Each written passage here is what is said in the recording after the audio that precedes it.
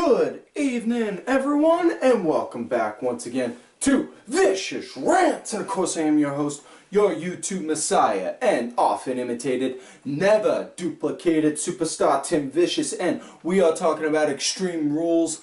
It was in Chicago, second favorite town to have a wrestling show in. Like I said before, one of the best towns in the U.S. to have a wrestling show at. Obviously, me growing up in Philadelphia with the original ECW and being part of the original ECW crowd, I think it's kind of obvious on what town I think is the best in the U.S. to have one at. Emphasis on in the U.S. because the U.K. crowds are a league all of their own. You know, but kick this show off with the pre-show. It was Adrian Neville versus Wade Barrett. Now, the reason why it was that is because Daniel Bryan wound up receiving an injury on the European tour, and he couldn't get medically cleared. But you know, I was kind of looking at this from a 2-point perspective. One, it's bad news for Bryan because just as he's building momentum, getting back on track, and you know, working his way up the roster again, bam, had to slam the brakes on him. Next thing you know, and another part, I'm looking at it as, okay, now that Bryan's out, we need another person on that spot. And when you got that kind of a spot open, that's like chum in the water for all the other guys. You know? So, you know, and Neville bit, and he went, and man, did he perform. This was great for him. I absolutely loved it. The guy did great going against Barrett, you know, and to absolutely love the fact that with all the matches Neville's getting, he's getting NXT chance going with him because, you know, let's face facts, while the network does have 1 million+ subscribers, okay, not to say that every WWE fan is subscribed to the network. And, you know, so not everyone always catches NXT. And with all these crowds chanting NXT for him anytime he's out, that's basically him putting on saying, you know what, I'm representing NXT, motherfuckers. So to you out there that doesn't have the network, watch what I can do, because you think I'm good, you need to check out the guys that haven't been called up yet. They're just as good, if not better. And that's what I love about it. But on to the match at hand. It was good. I absolutely loved it. My favorite part, in and hands down, was when he went and did his suicide dive. You know, Neville went to do the suicide dive through the ropes and then landed on his knees just like, and left it just like that. You know, match wound up coming to an end. Neville won with the red arrow. You know, hoping that they built him good, just waiting for him to get a chance to actually get decent mic time. Not just those little vignettes that they put over in the corner like that saying, why am I in this match for this? Because I'm gonna win. Da, da, da, da, da, da, da. Okay. Next matchup, Harper and Ambrose, street fight. Now, do want to explain real quick, this match did break down into 2 parts, because they did leave partway through the match, and 2 matches wound up taking place while they were gone, but I'm going to explain the entire match right here, you know. So after I'm done this part, I'm going to go over the next 2 matches and then remind you all that that second part happened, and then fast forward to that match that took place after that. But now that I'm done completely confusing you, because I just fucking confused myself, don't blame me, blame my producers, because they're the ones that explained to me I had to go over that with you. You know, but this match, it was really what it was. It was a street fight. You know, Dean Ambrose, Luke Harper, these guys have good history and good chemistry with each other from Combat Zone, Dragon Gate, you know. They know on how to work with each other, you know, and that's what's great. Absolutely love seeing that, you know. Just like with Sami Zayn and Kevin Owens. Everyone knows that those two could work with each other really good from Ring of Honor, and they were able to do the same thing in they're able to do the same thing in WWE. You know? But you know, these guys, they were good. Not really a whole lot of technical prowess going on, showing, you know, but it was more swinging, more like swinging, throwing good hooks, throwing good punches at each other and such. But absolutely loved it, dug the hell out of it, you know. Ambrose just, and at one point Ambrose grabbed the kendo stick, started taking swings like you'd have thought he was Jimmy Rollins, you know. It's just like, oh, damn, dude. You know, but fight wound up eventually escalating into the back, and Harper got in an SUV, was getting ready to drive off, and just as he was about to drive off, Ambrose jumps in through the window and drives out. And they're gone for 30 minutes or so, a little over 30 minutes. And then they come back just at the end of the tag team match between New Day and Kid and Cesaro. Now, I'm not going to leak any spoilers on that because I'll get to that match in a minute. All I'm saying is, New Day was getting interviewed just as the SUV came in, and next thing you know, smash! And you just see Harper roll out, and the New Day looking like, huh? And then Ambrose climbing off the top of the SUV, hit him with the elbow, and then Harper crawl out to the walkway, out in the walkway down to the ring, and Ambrose again, flying elbow, and they start going at each other until they're on opposite sides of the ring. Once they're on opposite sides of the ring, they both go into the ring and start throwing chairs into the ring, like the ECW chair incident. And if you don't know what the chair incident is, one, you're way too young, and two, you need to go and look that up on YouTube. Obviously, after you're done watching this, of course. While you're watching this, don't forget to hit the like button and leave some comments down below, folks. But after they get the chairs in, they start going at each other, and Harper power bombs Ambrose onto a chair and then just starts proceeding to pile all those chairs on top of him, basically burying him under the chairs. You know? And then, you know, after that, Harper goes up to the top for whatever reason. Lord only knows on what kind of move he was going to go and try and do. You know, goes and misses. Because Ambrose just gets up like you'd have thought he was Undertaker, just sprung up like, no, fuck that shit. You know, next thing you know, hits Harper with dirty deeds and wins. And I'm not 100% sure, but I think this was Ambrose versus pay-per-view win in 2015. Not 100% sure on that. If I'm wrong, by all means, feel free to tell me like I always tell you to do. If not, okay, well and good. Yeah.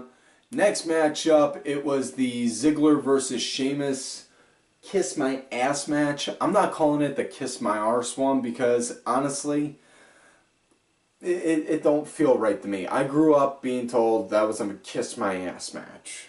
You know? So that's exactly what it is. It's a Kiss My Ass match, and thank God I never had to compete in one of those kind of matches.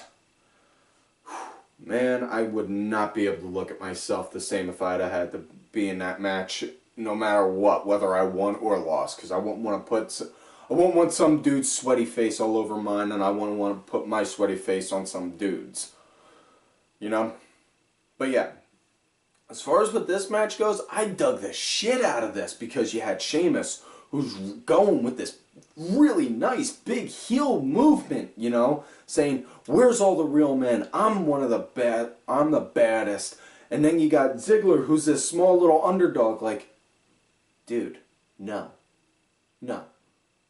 Us little guys can kick your ass, no problem. And running like that, basically. And man, this match was good. It was good and solid. I liked it, you know? I mean, I definitely dug the shit out of this, you know?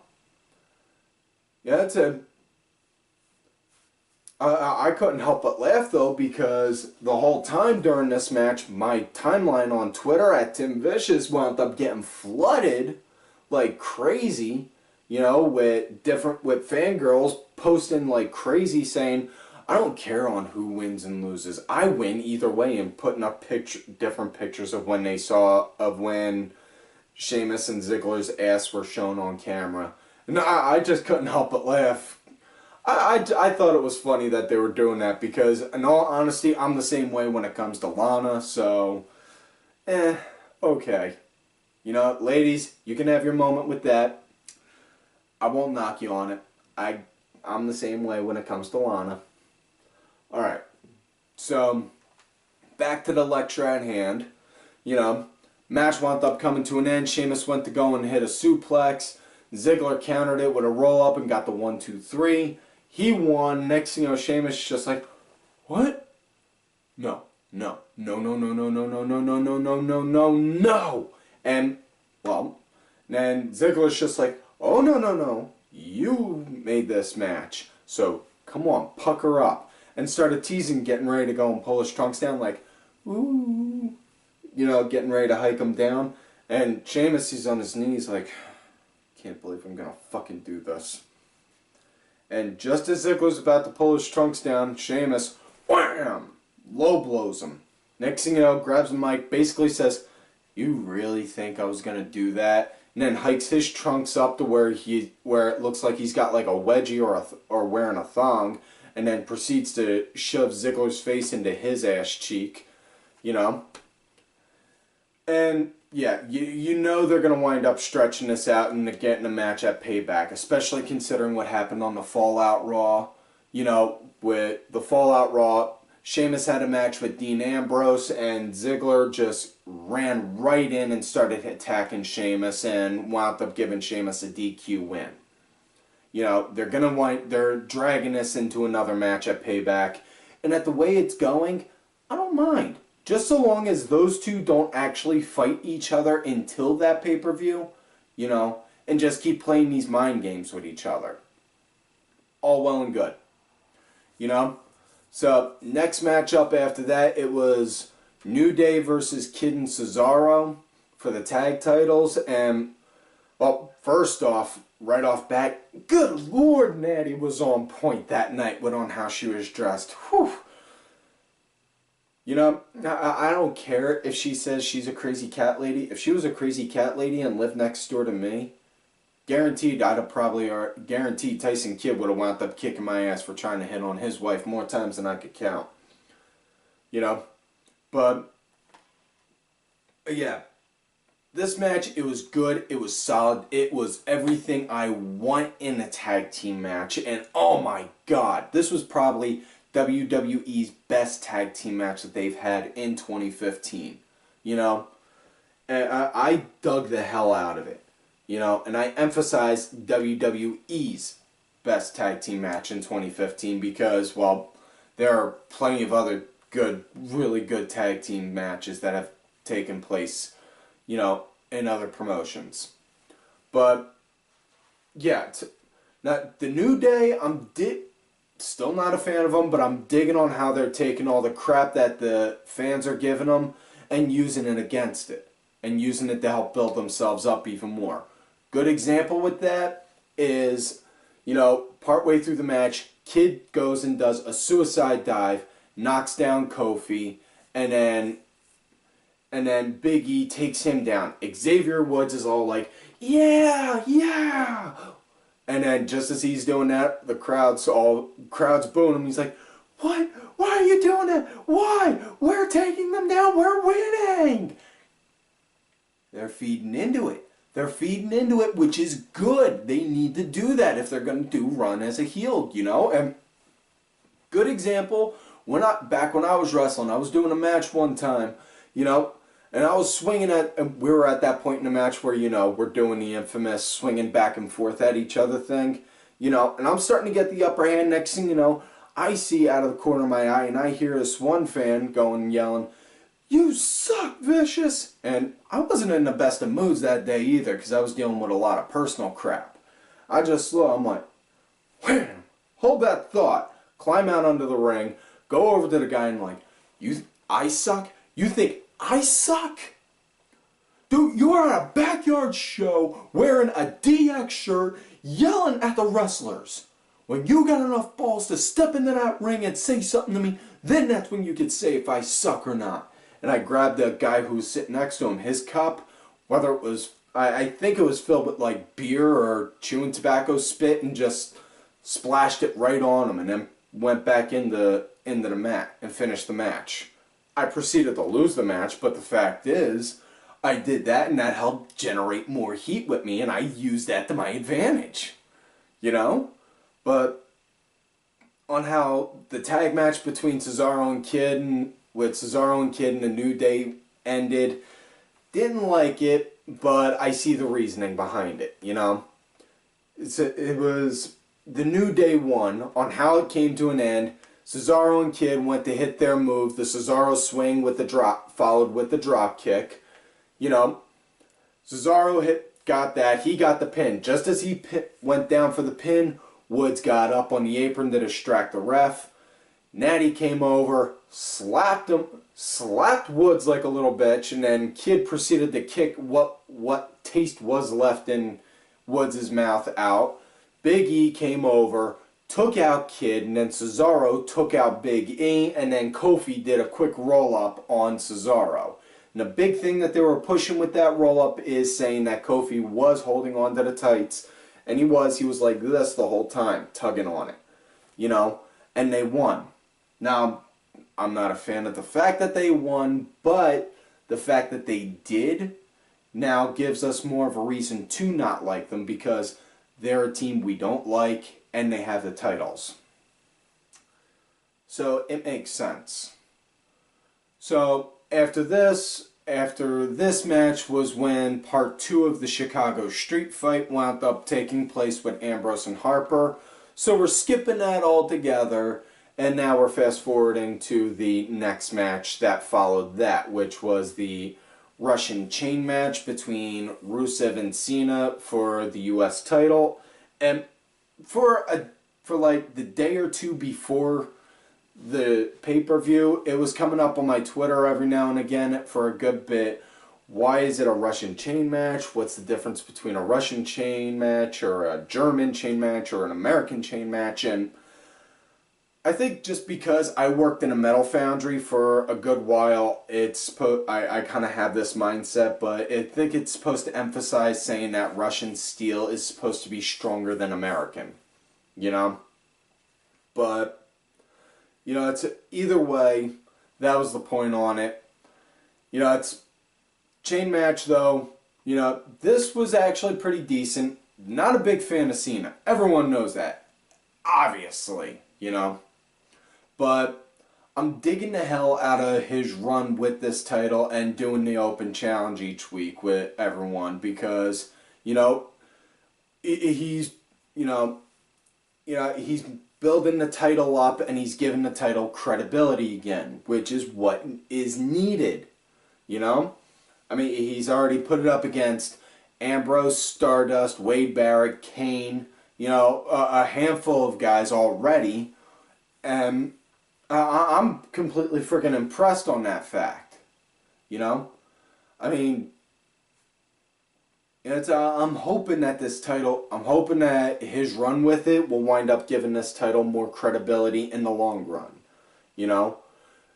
Yeah, he's already defended the title more times on regular TV than most champions have within like the past 2 or 3 years, you know? Back to the match, though.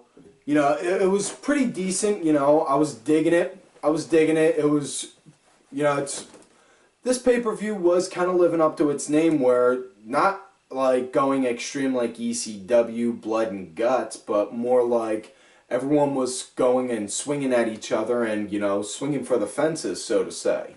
You know? And honestly, I still stand by the argument. Every performer should go out there every night and be like, all right, you know what, we need to go and, you know what, they did good. I need to do better and try and top each other so that way they can all give a good show. You know, I know some people don't agree with me on that, and I know some people think, oh, well, WWE doesn't want their guys to think like that. Dude, sometimes you gotta break a few rules to help get things done. You know, but back to the match. It was pretty good. Part of it that started to get me, that got me, you know, tweaked a little was once the crowd started chanting, "We want Lana, we want Lana," Lana got up and acknowledged it and was like, "Yes, yes, here I am. Notice me, love me. Notice me, love me. I hope I'm doing the arm waving thing right." You know? And then Rusev was just like, "No, no, get out of here, get out of here." And then Lana proceeded to leave, and dude, no. No. Lana is the only reason on why I care about your match. Why I care about your matches. Do not drive her away and make me lose any hope of having a hallucination of where she will be a future ex-wife. Don't do that, Rusev. You know? But, you know, but yeah. Yeah, it's after that, you know, they still kept going at it with each other for a bit on how the match wound up coming to an end. It was, they both had 3 corners all tagged for them both. And it was down to the last one. Next thing you know, they both looking like. And then they proceed to have like a little tug of war with each other to try and see who can get the leverage. Cena pulls Rusev in, hits the AA, and then goes over, wham, hits the turnbuckle, gets the win. You knew he was gonna, but it's not a problem. You know? You know, he's doing something pretty decent with Rusev on this one. You know? After the match, though, sometime later, they show Rusev yelling at Lana telling her to go fix this. She goes into the Authority's locker room, and then next thing you know, they wind up saying that there's going to be a match, that he's going to get another rematch at Payback, and this time it's an I Quit match. And Rusev was like, yes, an I Quit match. Because the stupid Americans will quit. And I couldn't help but chuckle because saying that, you know, we're a society of quitters and, well, in a sense, kind of considering that one of WWE's biggest names in the company wound up getting mad and quit about 2 years ago. So yeah, next matchup after that, it was the Divas match. It was the women's match, Naomi versus the Bella that got the boob job. You know, and I gotta say, I was pretty impressed with this match, you know. Been getting pretty impressed with their matches lately. They're starting to put on more of a decent show, you know. Seen a couple clips here and there between Twitter, that whole Facebook gimmick, and YouTube, you know, of some house shows with some of the girls. And the girls can actually performing pretty decent at house shows. It's just on TV they're getting told, you know, to go and act like they can't wrestle out of a wet paper bag. You know? But yeah, as far as what this match goes, probably the biggest what the fuck moment in this match was when Naomi came out, because new music, understandable, new heel character, but came out and it was a what the fuck kind of music, and then she comes out looking like she's either having a seizure or doing that whole twerking, you know, thing that them kids do, you know. And for the longest time I thought twerking was a mixture of doing meth while playing on Twitter. Shows what I know, huh? Yeah. But yeah, the match, it was pretty decent. Only downside I can really say that I had on the match itself was it was too much yelling back and forth between the girls, you know, like too much catty yelling, like, yeah, come on, come on, you know, that kind. But match wound up coming to an end when Naomi was holding on to the ropes, clutching onto them while Nikki was trying to pull her off. Nikki was still, again, with the yelling. Get her off me, ref. Get her off me. Make her back away. Got her to back away. Next thing you know, she rolls around to try and get her bearings, and Brie just kicks her right in the face, and then stumbles over. Nikki picks her up, hits her with a rack attack, and gets the 1, 2, 3. She wins. You know, a lot of people have been complaining they still ain't seen Paige since Naomi took her out. So, yeah, we're most likely going to be looking at either a match between Paige and Naomi at Payback, or possibly a triple threat for the title then also. Either way, next matchup, it was Show versus Reigns. But wait, it gets better. It was Show versus Reigns in a last man standing. Cannot stand last man standing matches. It is my least favorite gimmick match. I mean, on paper, the idea of a last man standing match is cool because you got to beat your opponent senseless until they can't get up. But there's that 10-second pause that winds up killing the momentum for me. You know, watch. 1, 2, 3, 4, 5, 6, 7, 8, 9, 10.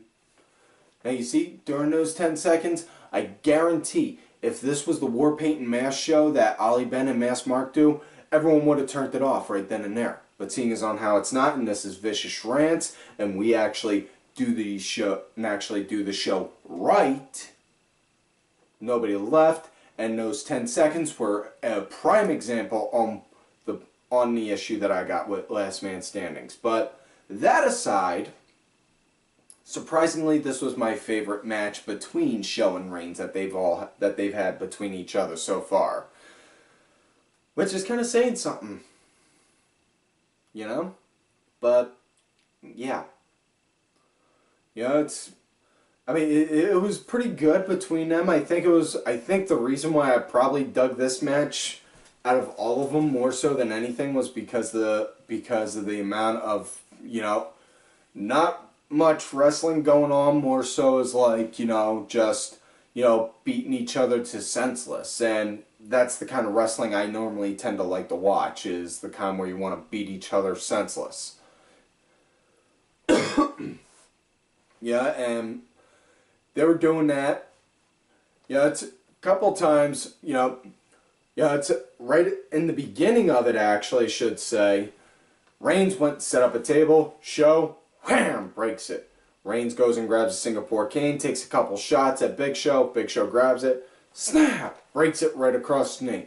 He goes, I'm a giant! Okay, dude, we get it. You're a giant, You're like 7 foot and like 400, you're like 7 foot and almost 500 pounds. It's kind of hard not to notice you're a giant, But probably the coolest spot in that match had to be, or not the coolest spot, but funniest spot had to be, Show wound up doing a Ric Flair move and copied Ric Flair almost to a T. For whatever reason, Show decided to try and go up to the top rope, got on the top turnbuckle, split it, and got caught right in the ding-ding. Next thing you know, just holding it, it's like,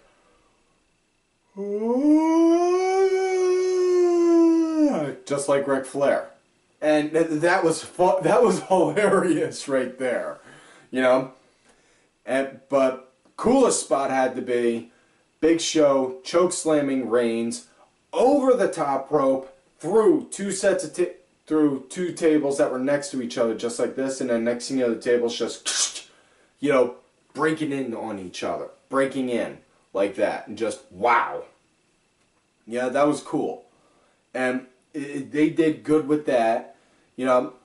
Definitely big thing that impressed me with this match, though, really, was Reigns wound up putting Show through a table on this at one point, and you could see Show, he was near the apron. He rolled out of the ring to get back onto his feet, and you just see Reigns just looking. He's like, oh, you know, like he's pissed off that Show did that, and that's good because it's little things like that that can help build character. You know, it's showing that he's getting mad and that he's getting tweaked over that fact that, you know, he's like, motherfucker, what do I gotta do to put you down? You know? But match wound up coming to an end. Show wound up setting up the announce table. And probably the funny part, when he was breaking down the announce table, picked up, I don't know if it was JBL or Cole's notepad. You know, just looked, he was like, Big Show needs to lose weight. What the hell kind of crap is this? You know? And then proceeded to go and try and then proceeded to go and knock down Reigns, and then Reigns started fighting back, spears Show through the Spanish table, and then buries Big Show using the regular announce table. So, and then Reigns gets the win. So, yeah. Next matchup now, main event of the night. Randy Orton versus Seth Rollins, cage match. Kane being the gatekeeper, Rick Moranis being the keymaster, Triple H being Gozer, Stephanie being, well, no, I'm starting to confuse reality with Ghostbusters again. Damn it! Main event, Randy Orton, Seth Rollins cage match for the title. Kane's the official gatekeeper, and you know, it's cage matches. Cage matches are pretty much custom tailored for a heel to win. You know, I mean, it's kind of hard to have a babyface win a cage match, short from them pulling off some type of a heel tactic. You know, but you know, it's all things considered though. This was a good match. The RKO was banned. The Authority was banned, but J&J Security came out at one point and proceeded to try and help. You know, they got in there, and Kane looked like he lost it. You know, proceeds to choke slam J&J, and then choke slams Randy, and then choke slams Seth, and it's like, throws Seth on top and then crawls and then goes back out. Doesn't win like that though, thankfully. That would have been bad for a first title defense. But, you know, another part that was pretty good was, and I was expecting the arena to get all Smarky McSmarkerton like with it, was just as Randy was about to go, Randy got into that point where should hit the RKO, but can't because it's banned, went and did the pedigree instead. And I was expecting them to go, since it's Chicago and CM Punk, I was expecting them to go and try and pull off some Pepsi Plunge chant. But thankfully, they didn't. But, however, they wound up, Seth wound up hitting Randy hit an RKO on on Kane, and then Seth proceeded to do an RKO on Randy, and then crawled on out of the ring, and that's on how he won. So Seth did the SKO, as he calls it, and won. You know, and so. You know, and then they proceeded to, on Raw, they wound up making it a triple threat. Wound up announcing they're going to do a triple threat between Reigns, Orton, and Rollins. And honestly, I got no problem with this because, hell, you could have Seth Rollins fight the Brooklyn Brawler between now and SummerSlam for when Brock Lesnar comes back. Because I just want to see Brock Lesnar go and fight Seth Rollins again. You know, more so than anything. That's what I want. So you could have Seth Rollins go up against the Brooklyn Brawler or Heath Slater or anyone else. You know, until then, don't bother me none. But That's it for this week's show, folks. So, don't forget to like the video, subscribe to the channel. Go back, watch the other episodes. Look for me on Twitter at Tim Vicious. Make sure y'all look for my backup account, Tim_Vicious. Also, I do have one of those Facebook gimmicks as Tim Ash. And do not forget to follow all these cool-ass cats right here on Twitter. Vicky Earls. Make sure y'all check out Vicky's podcast, The Celtic Commodity. I am Danny Sunday, Mucky Morris, Axel Morgan. Make sure y'all check out Axel's show, The SmackDown Breakdown. Sunday Segway, Sinfully Sabrina, Cranky Grandpa, Legion Lady Aaron, the two douchebags themselves, Oliver Ben and Just a Stupid Mark, as well as my client, who, as I have said before, is the true Raw General Manager, Bronx Bitch, forever. And, folks, like I always tell y'all, you love me great, you hate me. Fuck yous.